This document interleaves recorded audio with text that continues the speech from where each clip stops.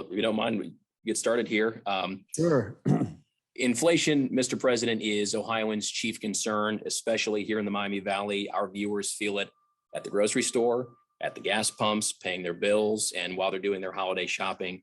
Mr. President, people in the Miami Valley want to know, what are you doing to bring down prices for them and their families, and soon? Well, first of all, for working people and middle-class people, it's a big hit. It is. The inflation, at least for the time being, is real.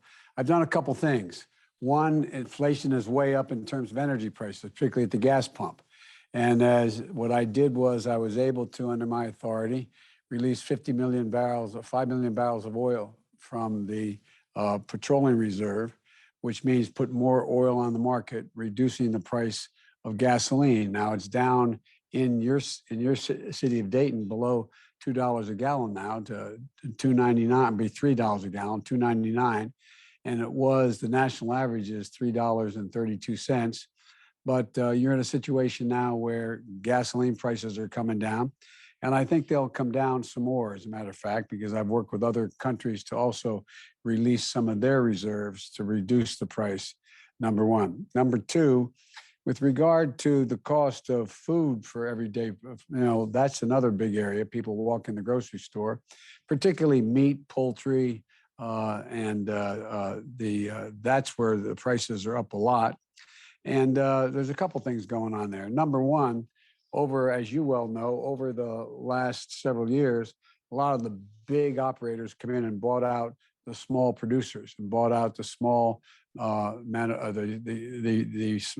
small guys who are moving it from the farm onto your table. And so, for example, Tyson, this last quarter made, I think, a little over $1 billion more in profit than before because they're able to raise prices. There's so few people to compete with. I'm urging the Congress to hold hearings as to the concentration of power in a few hands controlling the food processing side of the equation. And in addition to that, my Build Back Better initiative is designed to really, in fact, look, why is inflation hurt? Inflation hurts badly for the things you need. When the things you need, if inflation in diamonds went up, it wasn't going to cost a lot of people in Miami Valley a whole lot of money. But inflation in food going up, inflation in gasoline going up, inflation in energy going up makes a big difference. And so one of the things to do also, a way to help these folks, is to reduce the cost of living for them on everything from childcare to insulin to the drugs they need, the prescriptions they need, to taking care of the elderly, to Pell Grants, to be able to get people into school. And all those things in my Build Back Better plan reduce the cost of living for average Americans significantly.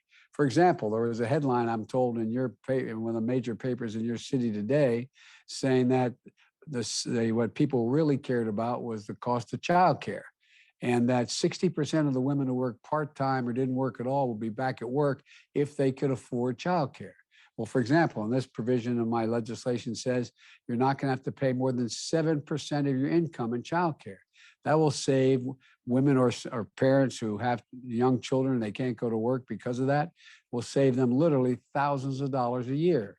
And so there's a lot of things we're doing that are going to bring down the cost of living for people and how they manage their everyday lives.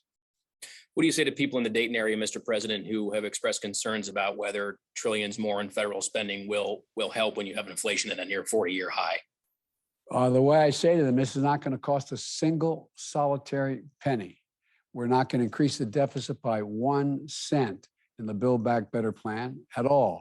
And what we did, in the same thing in terms of the whole effort to rebuild our infrastructure, we're paying for it. And the reason we're paying for it, we're starting to ask people to pay their fair share. I'm a capitalist. I think you should be able to go out and make $1 million or $1 billion, but at least pay your fair share. You got 52 corporations in the Fortune 500 companies who didn't pay a single solitary cent in tax the last 2 years. And guess what? They made $40 billion. It's not fair.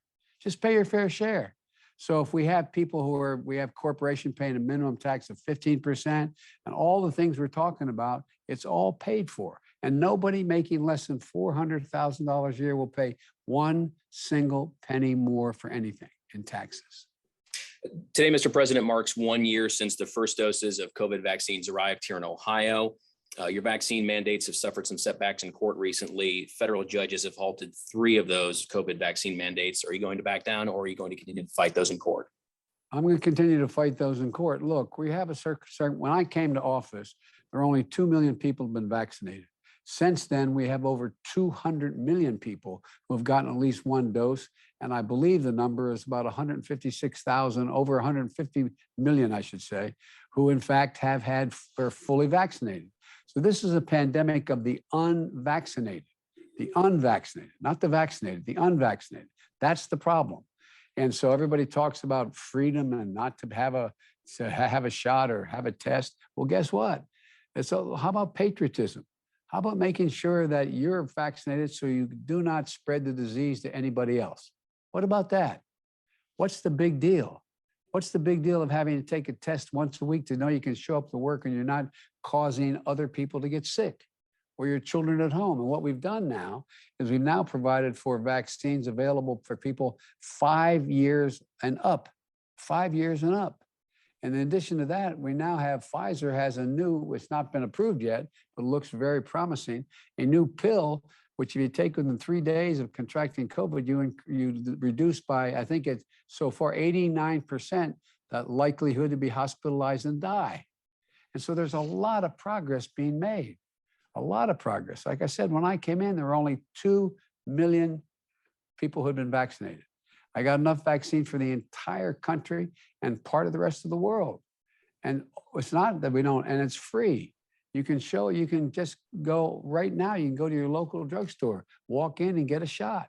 And by the way, if you haven't gotten your booster yet, get the booster. There's overwhelming evidence that it protects you and protects you in an extreme way. Mr. President, my last question, the National Defense Authorization Act, it has a massive impact here in the Miami Valley because of Wright-Patterson Air Force Base. It's here in the Dayton area. As written, it includes tens of millions for Wright-Pat, including provisions for the Air Force Research Labs and NASIC, among others. Still has to pass the Senate, although I know they did agree to the text of the version the House passed last week. If and when it passes the Senate, will you sign that by the end of the year? Not only sign it, I wrote it. This is submitted by me and the Defense Department. So I not only I hope they pass it. And by the way, we have to begin to focus on the change in defense needs. We have to invest in research and development, supercomputers, the ability to deal with things that we haven't dealt with before, because the world's changing. It's changing in a significant way. We have the finest military in the history of the world. We have to keep it that way. Mr. President, that's all the questions I have, unless there's something you want to mention that I did not ask that you think is important. No, John, thank you very much for taking the time to speak with me. Thank you for taking the time for us, Mr. President. I appreciate it. Thank you. Bye now.